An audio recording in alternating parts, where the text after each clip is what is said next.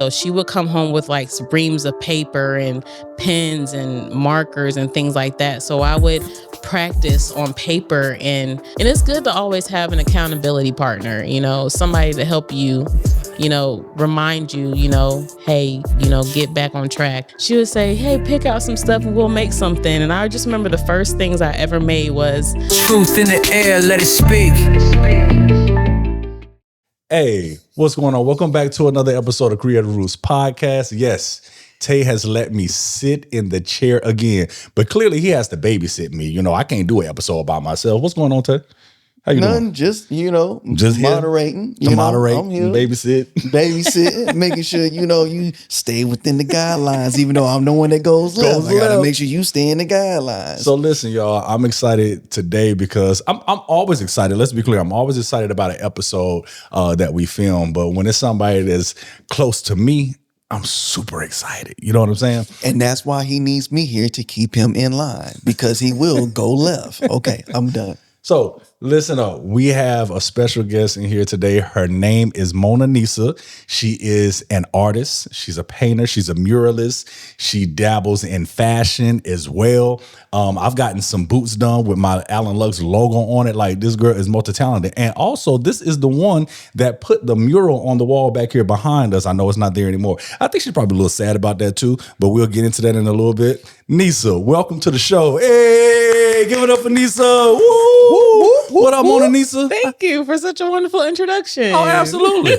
Absolutely. That's what we do. Thank you. I'm happy to be here. It's amazing. I still like the wall, though. It's still nice to stay. So it's a nice vibe in here? Yeah, it's still nice. Yeah. Love it. Okay, cool. Tae, you're going to have to get a little clip, though, to show the old mural.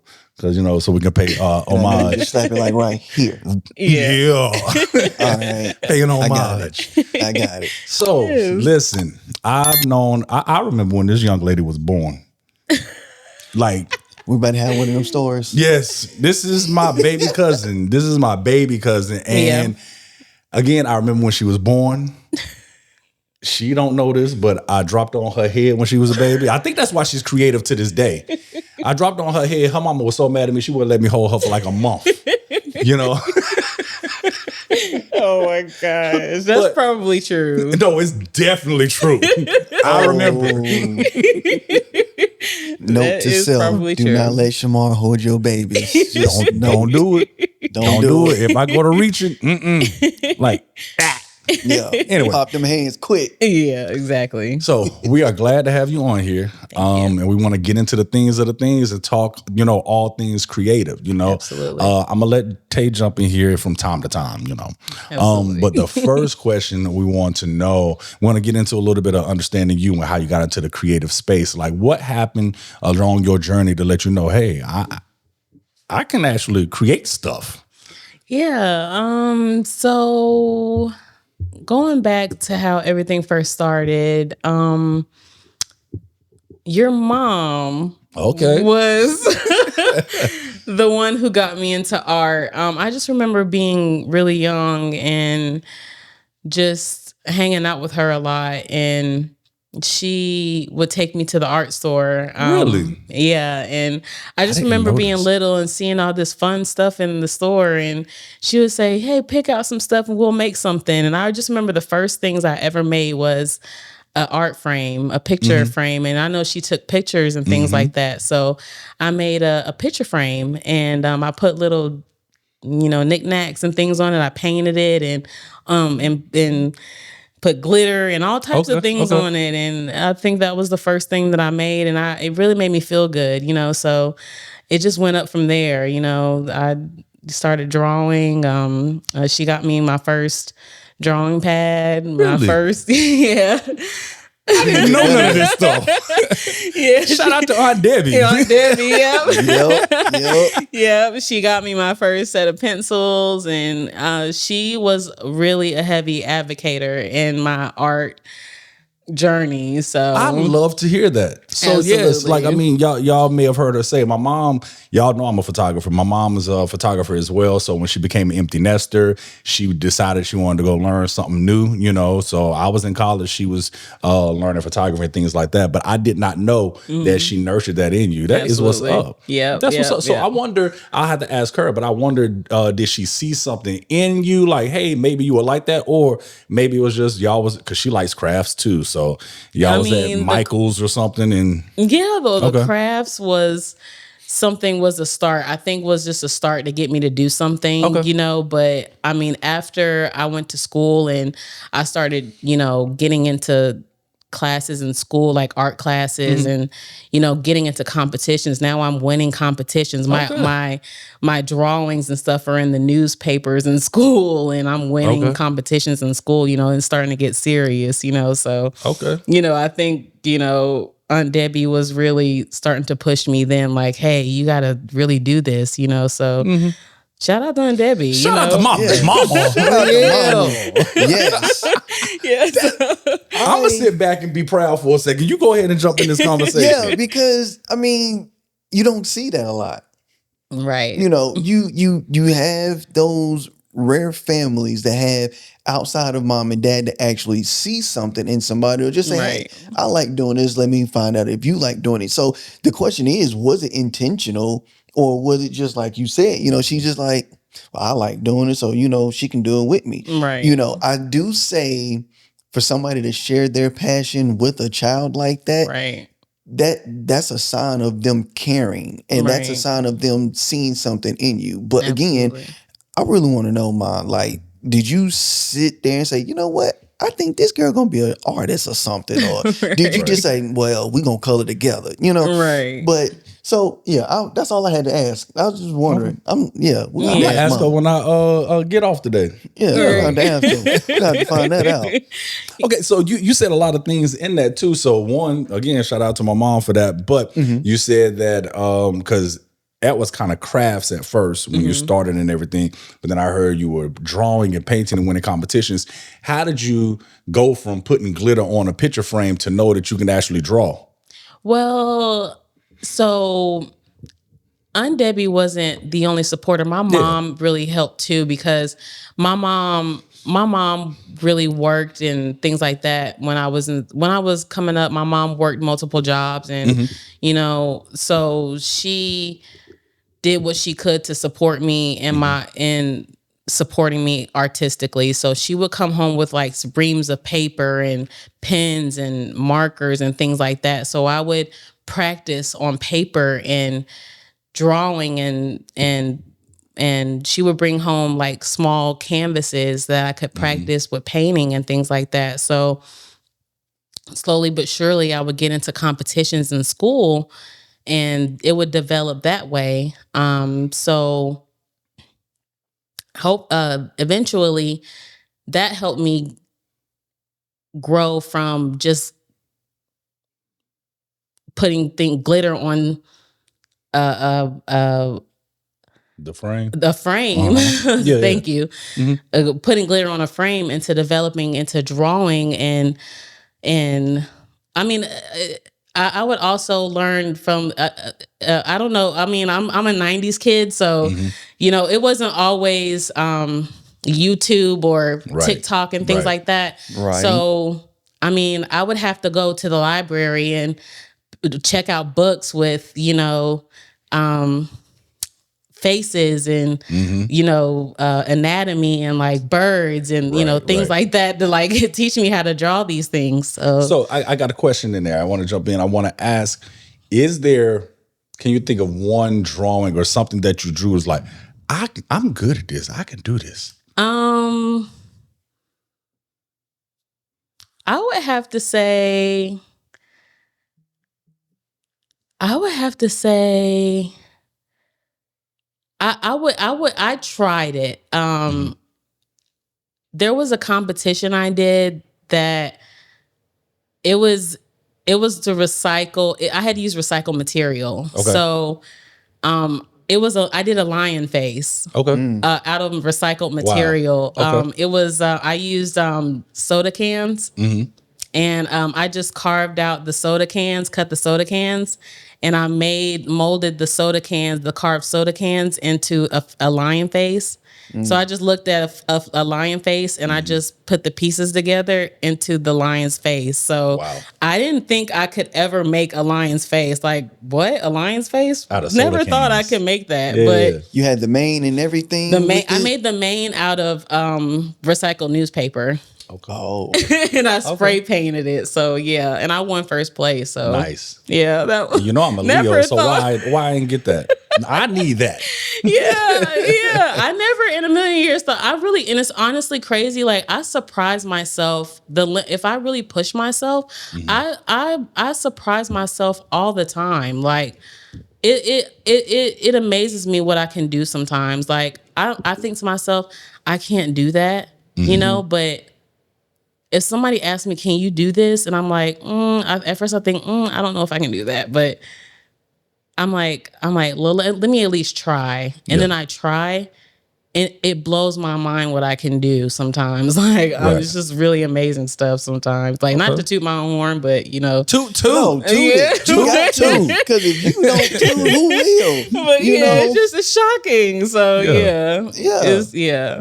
It's really cool. So I've got a question. When you started with the pencils and everything, were you already going in and doing the shading, or were you just doing like the normal outline of the figure? I was really doing outlines. Shading, the concept of shading and negative and positive space didn't even come until I got to college. Okay. You know, that didn't even, you know, that type of that concept didn't even register to me until I got to college. Like some stuff, you know, and it's crazy like how art is. Like, you know, what you think is the most simplest thing can be the most difficult. Like to, you know, it's like what I learned in college, like taking art classes in college was that, excuse me, was that, you know, one of my favorite things in art, like people will ask me, I hate to get off topic, but somebody will ask me, can you do a portrait of Prince? And I'm like, that's not really my style. I don't really do portraits. Okay. But my favorite thing to do is surrealism. You know, that's my go-to. And then like how you learn that in colleges is you take a magazine and you rip out images and you take those different images you rip out and you combine those images and you make another image, and that's how you get surrealism. Okay. You know what I'm saying? I like those. That's how you learn to do things in college. So negative and positive space, that's another way of learning negative and positive space as well. Like shading and lighting, like taking light. Like you guys have light and negative and positive light in this room. You know what I mean? So it's a science too. Art is it's a love too, but it's also a science, you know? So those things can be learned. It's, you know, you can love to do things, but you also have to learn it too. So, you know, I know for me, I started drawing outlines as well. What'd I tell you? Yeah. Go ahead. I'm sorry. Go ahead. What you saying? So I started drawing back in elementary school, right? And all I did were outlines. I didn't do the whole shading thing. And when I tried it was in a different headspace for me because it adds that depth to it, right? Right. So I know even then I would go from drawing like sports team logos to like Wu-Tang logo, and then I started doing the fonts, right? Right. And I kind of created my own font. Never seen it, and I can't tell you what it looked like because I don't have any of that stuff. Thanks to whoever did whatever they did with my stuff. But anyway, I'm coming back. I ain't go that far. Thank you. So my question is before I get to the question, when I was drawing, I was never able to see something, put paper on it, and trace it. Have you ever been able to trace, or is it you see it and you just go? I normally see something and I'm able to draw it. But I can trace too, but like like shoes I've done. I've done shoes and murals before, and I'm not able to trace. So I'm able to look at an image or a cartoon character and draw what Okay, I see. she doesn't like to toot her own horn, but the thing is, I know this young lady. So Naeem, you haven't met Naeem. That's my youngest nephew. She did his bedroom. We got SpongeBob in there, Paw Patrol, all the characters from SpongeBob, everything around this room, and it literally looks just like all those characters. Looks like a wallpaper. Yeah, I guess you're saying clean like that. Yeah, absolutely, very clean. I didn't even know who Paw Patrol was until she did that mural. But yeah, Yeah, so I like to I can see and draw, but I mean, but what I'm working on now is blowing up is large scaling an image. So taking a drawing that I've done on a smaller scale and blowing it up on a large scale on a canvas. And how you can do that is, I don't want to give away my secret, but I'm gonna give the tea. I'm gonna give the tea.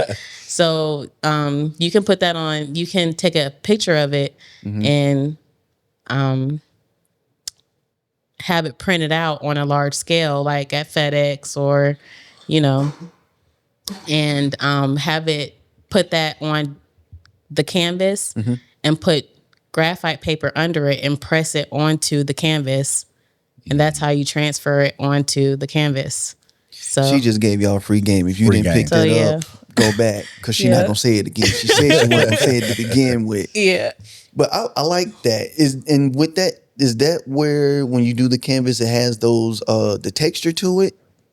What, the canvas? Yes. Does the texture does the texture have the canvas? Yes. Does the canvas have the texture when you put the picture on and you say you put the graphite under it, or is it just the graphite paper? The graphite paper will help transfer the image onto it. So the image, the image from the paper, once you press that paper onto the graphite paper, that will transfer the image from the paper onto the canvas.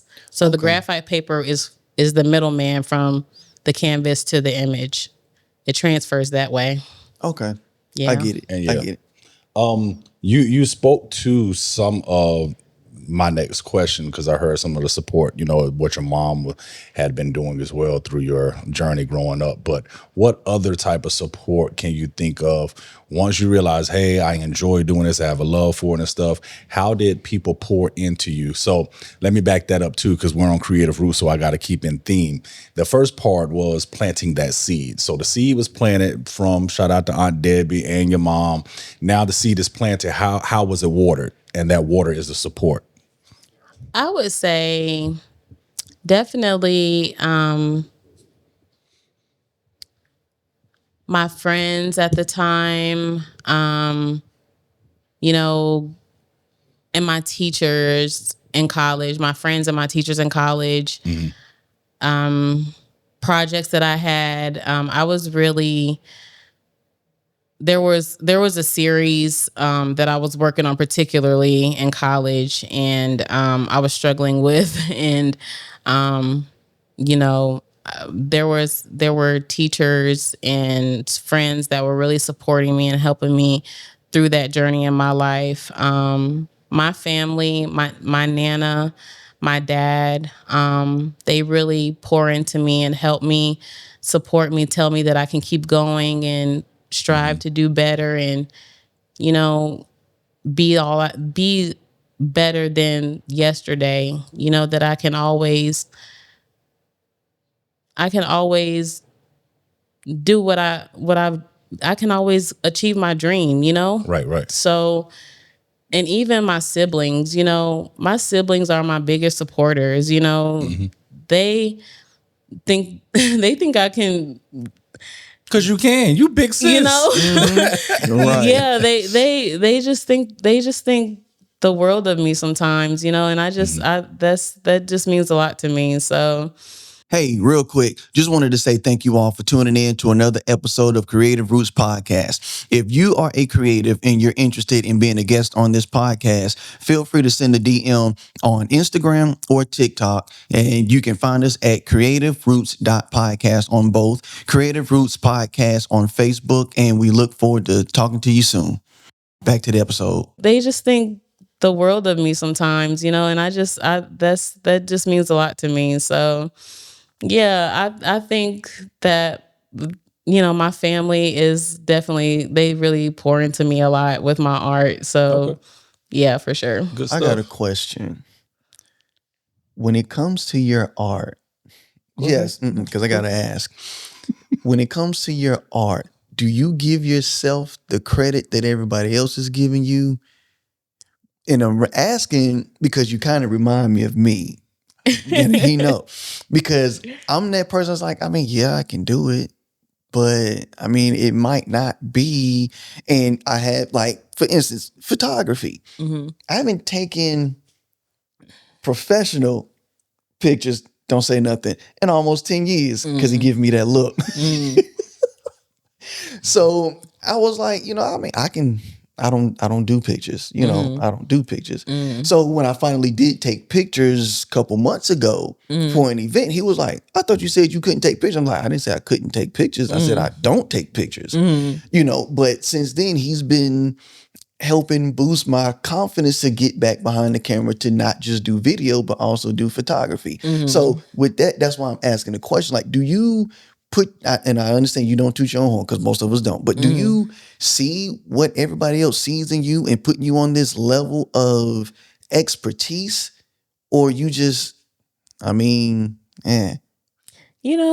a really good question. I don't see, like I said before, I really surprise myself sometimes. I really, like, I really lack a lot of confidence in myself, and I think I'm my worst enemy. Let's say critic. Critic. Yeah. Yes, Okay, let's I'm my go with worst that. critic. Yes. So to that though, before you said you lack the confidence, but you've been doing this for years. So how do you continue to push through and continue to create if your confidence level isn't really there? Well, I think it's because others see something in me and they ask me to do things. People ask, they say, hey, can you do this? Or do you think you can do this? Or what if you did this? Because I definitely asked. I ain't gonna hold you. Yeah. So and I'm just like, well, yeah, or maybe I can, and I'm like, and most of the time I'm like, I'm thinking to myself like, yeah, like hype me up, like, yeah, I can, like, but when it's time to, sometimes I freeze up. I'm like, oh my God, like I don't know if I can, like, and it's what like, I hear? What I hear is you have a deep rooted love for what you do. And it's just like when you love somebody, and this is me going there, I have to, because I feel it. The love and the passion that you have for your art is the same that people have in a relationship. You have a relationship with your artistry, and nobody can take that from you but you. I just felt like I needed to say that. Right. Nobody can take that from you, but then also your gift is not for you. Your gift is for the world. Absolutely. And one thing that my mom told me, shout out to Aunt Debbie, when I started with photography, she told me your opinion of your photos is not important. Right. No one needs to know that. Absolutely. And your opinion of what you've done, nobody needs to know that, because when they receive it, they're the ones. That's the only thing that's important, is how they received it. If they enjoyed it, if they loved the work and all of that, that's all that matters. Right. And 9 times out of 10, what you cringe, they're gonna love. Yeah. So shut up and do it. Right. Yeah. That's true. That's the y'all. I might That's be looking for at y'all. her, but that's the y'all. That's for everybody. Yeah, Did I do that right? you did that right. Like he said, that's for y'all. That was lovely. But I just felt that come on me to just let you know, like you love what you do. Just show your love, and like I'll send a video to Shamar for a client or whatever, and I'm like, I don't like it. He like, they gonna love it. I'm like, yeah. So you have to be in that space. It don't matter. It don't matter. Right. You do your work the way you can do it and go. I don't even know what the next question is or the next subject. I got it. You got it. Look, I'm back to babysitting. So, you started very young. You took it, winning these competitions, slaying the kids in high school competitions, and did it in college and everything. So now post-college, and we're, in our adult life, still very young, by the way. You look amazing. But she's getting old, y'all. Again, I remember when she was born. But in your adult life, right? I know you work full time, so how having a full-time job and staying creative, how do you keep that balance or create a balance between the two? Taking care of life and making sure you're feeding your creativity.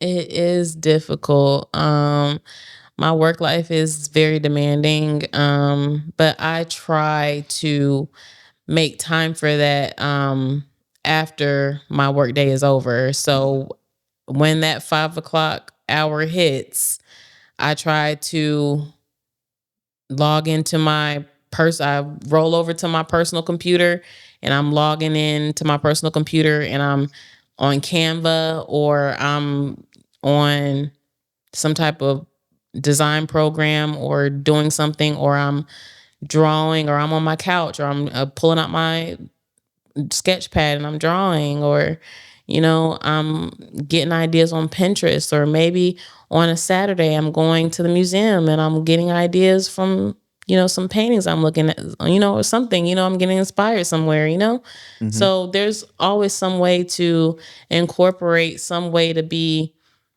innovative or creative, some way, somehow.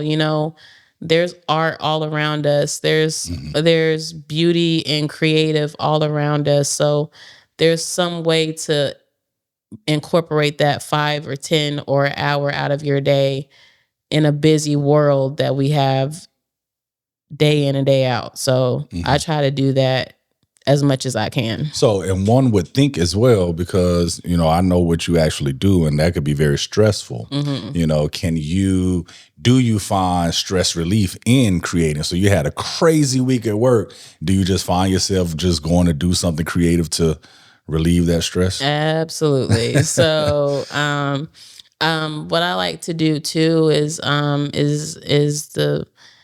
sip and paints. I know a lot of people like to do that, sip and paint. So I try to incorporate sip and paints in my weekends. If not every weekend, it's a lot to try to do that every weekend, but definitely wine for sure. Definitely wine.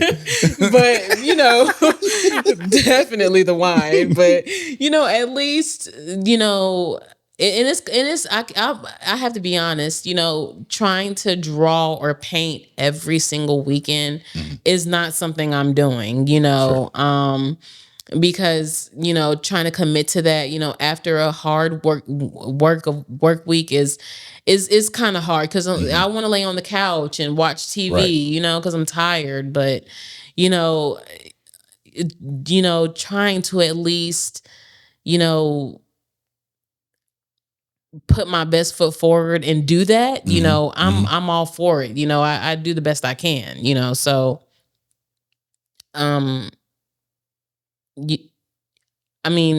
painting and drawing is definitely a stress reliever, but I do it where I can, when I can. Right. So right. Yeah. So when you do sit for these stress relieving moments from your, and we gonna have to coin this, make a t-shirt or something, from your work art life, when you sit to do your drawings, do you go in with a picture in mind, or do you just start freehanding curves and circles and making boxes? The next thing you know, you have some kind of abstract picture. What is your creative process? My creative process. Oh my goodness. So I like to listen to instrumentals. Sometimes I don't really like to listen to lyrics, music with lyrics, because it kind of influences my thought process. But I like to listen to like soft instrumentals. I like to light a candle, low lights, trying to get the mood going, and then I'll just kind of sit and think, I just like to clear my mind, and, I'll kind of start drawing. I start with a circle, and then, I just kind of go from there. I just start drawing, and I'll kind of, if I have a dead space, I don't know what I'm going to draw, I get on Pinterest. I kind of look around on Pinterest. I open up a magazine. I kind of flip a magazine, or, I'll go on Google, or, I just kind of look around or see what's out there. But I don't really, I try not, I don't, I'm not into copying artists' work or anything like that. I like trying to come up with really original pieces and originality. So I don't like to too much look at other artists' work for ideas, but I do try to see what else is out there. So, but what do you do with this work when if you let's say that you're drawing, painting, creating something, let's say 4 times a month, what do you do with this work? I'm not doing anything with it. Okay. It's just for you, it's just a part of your collection and things like that. Okay. Yeah. Eventually I do want to start putting this stuff out. I want to start making a series to debut. I don't really have a time frame of when I want to debut this artwork, but I do want to have some solid, at least a few solid pieces in this collection that I want to debut before I put it out. So that I'm confident about, I want to put out. So hopefully coming soon. So we'll see. I ask that because sometimes I do that as well. So like, the bread and butter, they're going to pay us to come shoot event photography. I do that blindfolded. If somebody wants to do a birthday shoot, I can do that. Headshots, I can do that. But how do I stay in my creative bag? I have to come up with passion projects, different things that I want to do. Sometimes I don't even post it. I don't release it. I don't do anything. It was just to make sure that I let the creative juices flow. And now that's there. And to your point, there's things I was doing this the other day, last week. I went and pulled a passion project that I did, and that was about 3-4 years ago. And now I'm like, okay, cool. I'm gonna piece this together with something else that I know that I'm getting ready to shoot, and then I'm gonna put a collection together. But yeah, so it sounds like a similar thing that you all do over there. So absolutely, okay. Yeah. Because sometimes it's just like, and I know he's gonna relate to this. It's just like when you when you are I know we've had several rappers on here on the show, and they write. And sometimes I've heard too many artists, recording artists, say they just got to get it out. It was something that's up here in their head. They got to write it out. They got to get it on a track. See, told you to get relate. Go ahead. Yeah. You know what I'm saying, though, right? You got to get it out. Yeah. And to me, that's the same thing too. It's not necessarily in my head. Maybe it's something that I just feel, something that I just want to capture, and then I get with a model or something like that, and we just shoot it. Now I'm good because I've gotten that out. You know what I'm saying? Can you kind of feel that and relate to that? Does that make sense? Yeah, for sure. There's experiences that I've had in life that I've gone through, or that I've thought, or things that I've thought, or feelings that I felt, or that I've had flashes of or images flash in my head.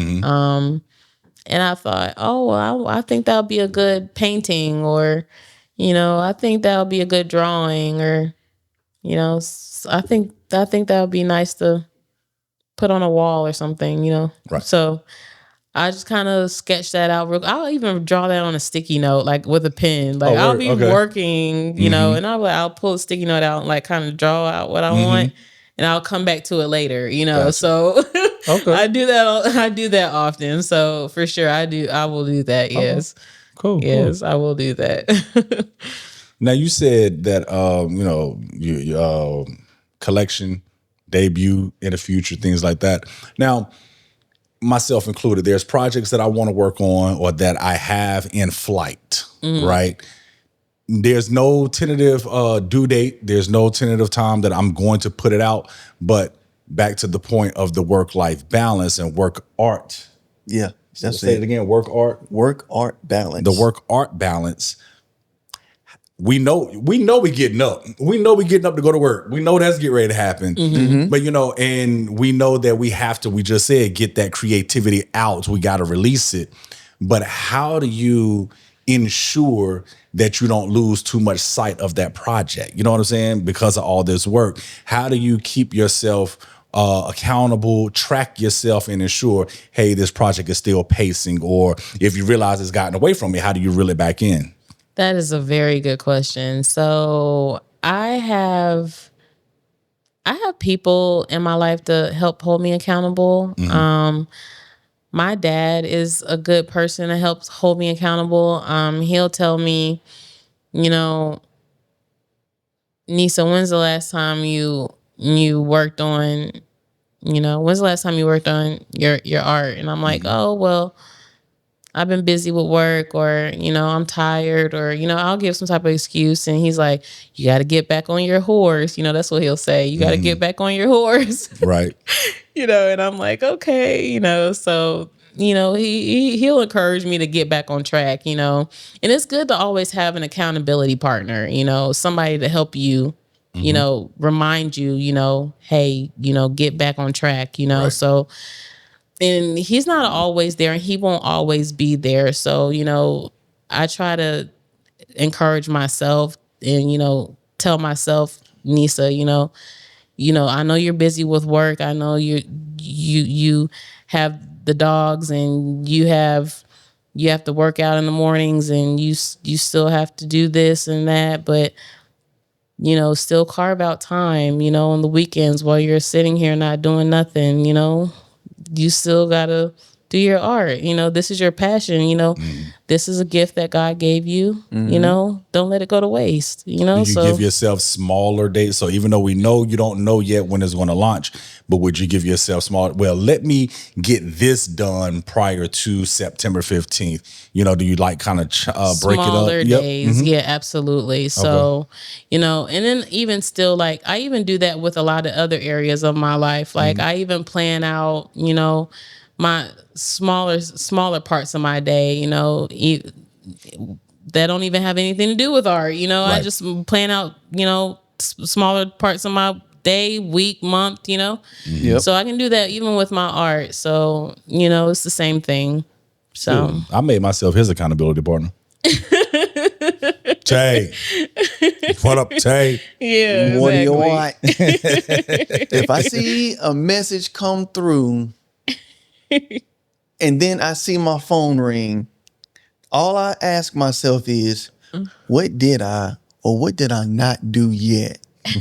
What does he want? And I let it ring sometimes. Oh, telling your secrets. It ain't no secret. The wife be like, Shamar calling you. I'll be like, you want to talk to him? No, me neither. What do you want today? Tay, did you get... I did. I just forgot to send it. Well, what about this? I did. I forgot to send. You know what? I'm about to send you everything I got. And then the thing is, I appreciate the accountability, but what I don't be appreciating is when I flood it. And he like, you expect me to watch all of this? Yes. Yes, I do. You want me to be accountable. You holding me accountable. I'm giving you what you asked for. And then some. Yes, you gonna watch every second of every last one of those videos. I'm gonna digress. Now I'm back to babysitting. But no, I do appreciate it, because the thing is to have somebody as an accountability partner in the same space. They understand where your mental can go when you're like, I'll do it later. Right. And I'll do it later. Mm-hmm. Like there are videos that I've done where the mural that you have on the back wall, they're in the video. And I'm like, oh, I didn't post this. Mm-hmm. And I'm asking myself, because I know me, should I still post this? I mean, is it relevant? Shamar ain't said nothing about it, so I ain't gonna worry about it. Tay, you got so it helps me knowing that he's in the same space. So I'm done. No more Absolutely. compliments for me today. So, the seed got planted. We heard the nurturing and the watering and the support and everything. Now you've grown. The roots have deepened. You've killed all these competitions. You're in your adult life, managing work, art, life. Now, you're actually producing fruit. And what happens with that? Sometimes people consume that fruit. Sometimes it falls to the ground, and that's a seed that's getting ready to get planted. I'm drawing that whole thing. See, I'm an artist too. You are. So that seed that is getting planted, we want you to plant the seed for the next generation, that younger artist. What is one thing or, what advice that you would give to them, especially, and I want you to specifically talk to the one that may lack some of that confidence. What would you give them? I would say always remember that you should love yourself and know that you are the most important thing on God's green earth aside from nothing.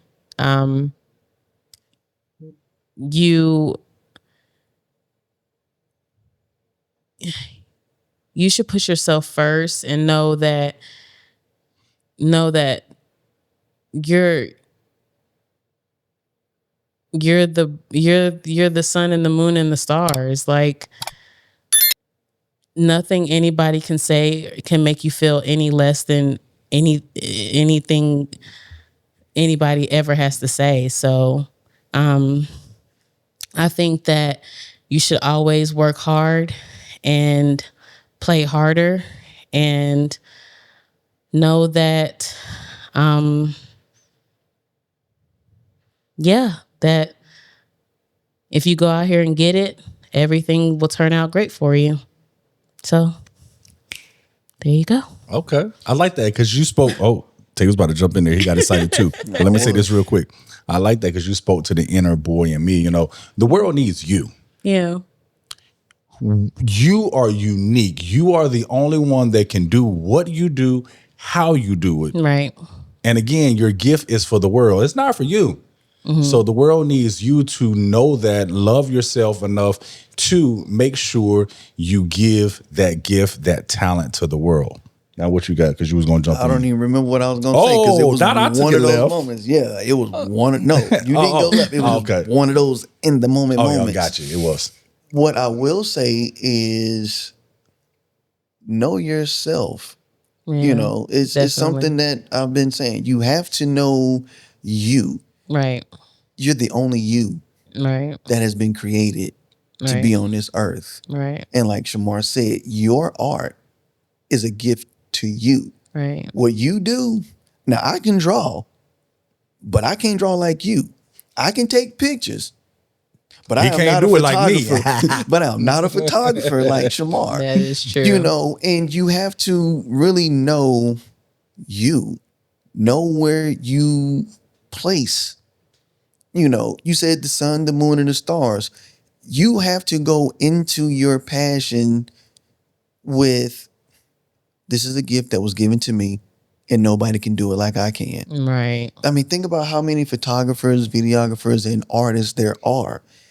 And even if there was a copycat, you can still tell the difference between the real and the copycat. Absolutely. Because there's a way that you stroke your pen when you make that curve that other person can't do. That's facts. You know what I'm saying? Right. You have a feather that nobody else can draw. Right. You have a mindset that nobody else has. Right. So take heed to all of that. You have to just know you.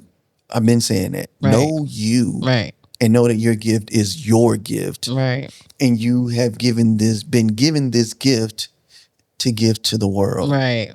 That was advice for me too. Yeah. I love that. That was beautiful. Listen, That was beautiful.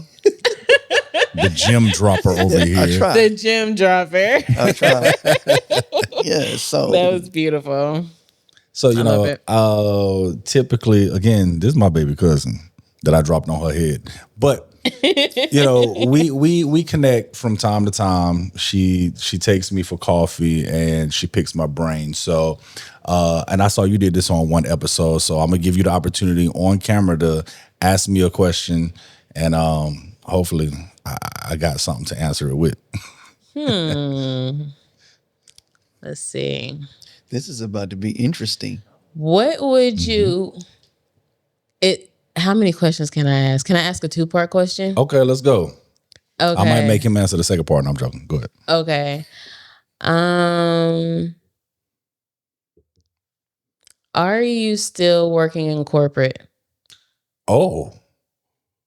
And That's if a you Shamar are, only question. And if you are, what is a good plan towards?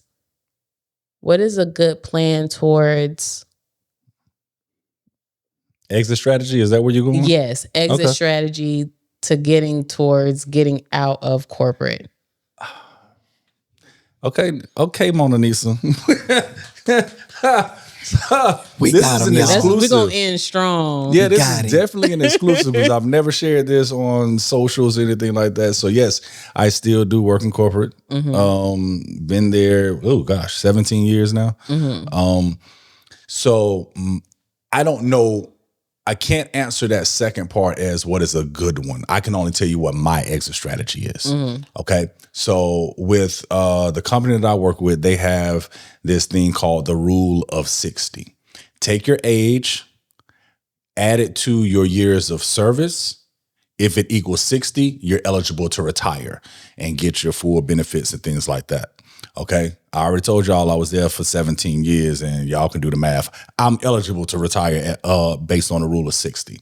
So my thought, and I calculated this a few years back when I knew I was going to start Allen Lutz Studios.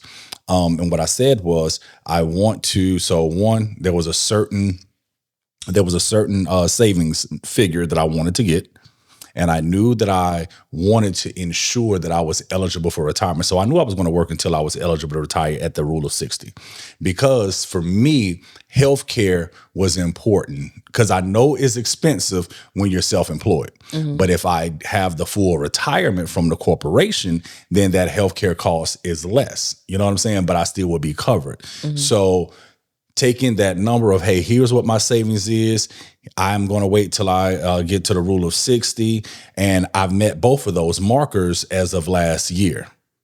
But because of this new administration that came in, I got nervous. I was like, I'm not sure what's going to happen. I'm not sure what changes in legislation that is going to take place. So let me ride this 4 years out at least of this administration, see what changes have happened, and then decide from there what that game plan is on leaving. It's just that when I do leave, there's no going back.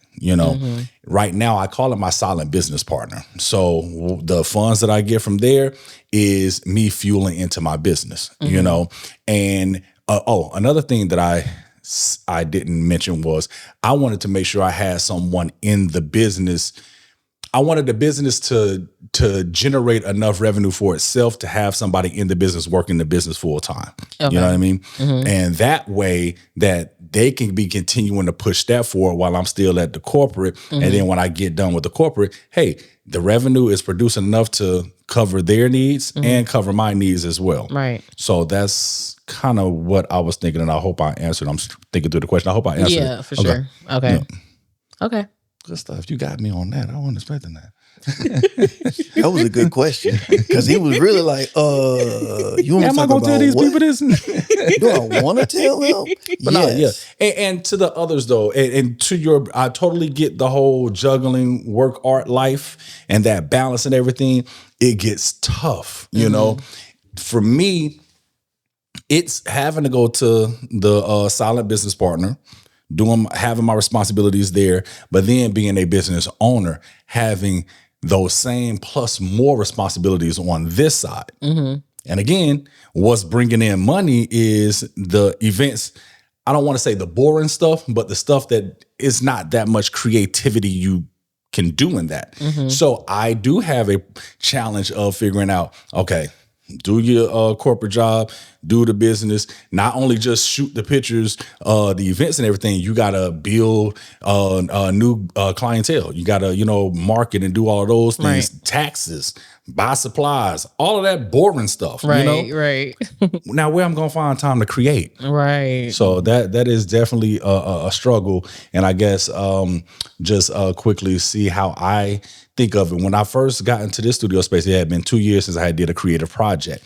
And I forced myself 3 months ago do one. So I had a model come in. We did a shoot and everything, put newspaper all up on that wall and everything like that, and did a quick shoot. Turned out dope too. Right. But I had to say stop. And that month, it was crazy business going on. I think we had a conference, we had a couple of events and everything, but I had to force myself to do it. I took 2 days off of the corporate job, came in here, knocked that out, and then got back to the other stuff. So yeah. Yeah, he didn't talk to me for them 2 days either. I was okay with it. I came in here, he looking at me like I did something wrong. And I'm like, hey, you know what? I'm going home. But I want to say this, though. The fact that you shared that, the fact that you asked that question and you were able to give that's another enlightenment to let people know you don't have to quit your day job to pursue being a creative. Right. If you quit your day job, you have to know that you really believe in yourself, regardless of what anybody else says, and you have to stick to it. Because I'm gonna quit because I know I can draw. I'm gonna quit because I know I can do pictures. Now to be a photographer, I'm just gonna quit because I know I can do this. But for me, I had to say, dialing back, for me, I said, nobody's hiring me. And one of my brothers said, well, how's people supposed to hire you if they don't know what you're doing? So the fact that you shared that, you asked that question, and then, other people that have stated that they do have a day job, part-time job, full-time job, wherever, however, I feel that's something that a lot of us leave out. We don't say, oh, I have a day job. Like for me, this is my day job. My work is when I go home to my wife and 3 kids. I have to make sure that I'm able to be daddy to 3 different personalities and be husband to, my wife. A strong personality. What up, wife? Yeah. Woman. So it's people have to understand, and I'm thinking that I'm going to have to do an episode on this. Like, we're going to have a whole work, art, balance conversation. If y'all want to see that, leave that comment down below something. I just got to throw that out there. But I'm just glad that y'all were able to share that y'all, like, yeah. I got to add something else, but I got a cough and you had kept talking and I know the camera's on both of us, so I'm about to make this real awkward. Hold on one second.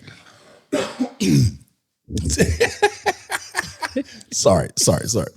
I do want to add too, though, that I was intentional about not leaving my job and doing entrepreneurship, 100%. Because I was intentional about a lot of those things. I was in Dallas and I moved back here specifically to start the business. I moved in with my mom to save on life expenses, you know what I'm saying? But still have the same salary coming in. And I was not going to leave the job and do this full time without having a secure stream of income coming in. Because I think sometimes when you don't have that paycheck, if you will, coming in, you start to make poor decisions in your business because you might get desperate for money and you might take on jobs that you probably normally wouldn't do. Right. I've had too many conversations with people saying, well, how are you so comfortable charging this for that? Because I know my worth, but go ahead with your answer. I know I can. I have the liberty to say no. Because, of course, people try to counter you all the time. Well, how about if you just do it for this much?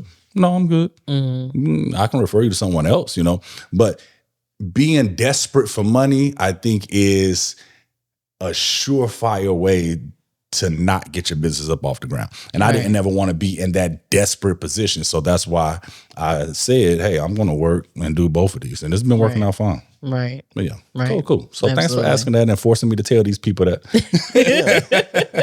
Yeah. So I'm with it. good stuff. I think we talked about all three. It's the seed, the one. Yeah, we got through all of them. I don't know. Are you taking any commissions? Do you want people? Because people gonna want to find you. You know what I mean? So talk to us about that. Let them know how they can find you and reach out to you. And she says she don't do portraits and stuff, but I listen, the girl is dope. I'm sorry, go ahead.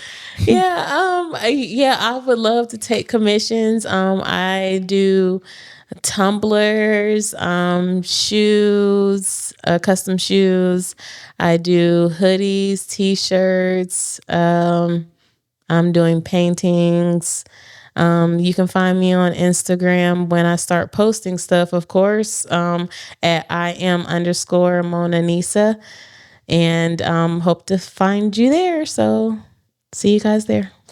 Yeah. I'm so glad you came on here. This was fun for me. Yeah. And get me back in front of the camera. I told you, Tae don't let me get in front of this camera too often. So I'm gonna have to start inviting more people. So my people, hit us up.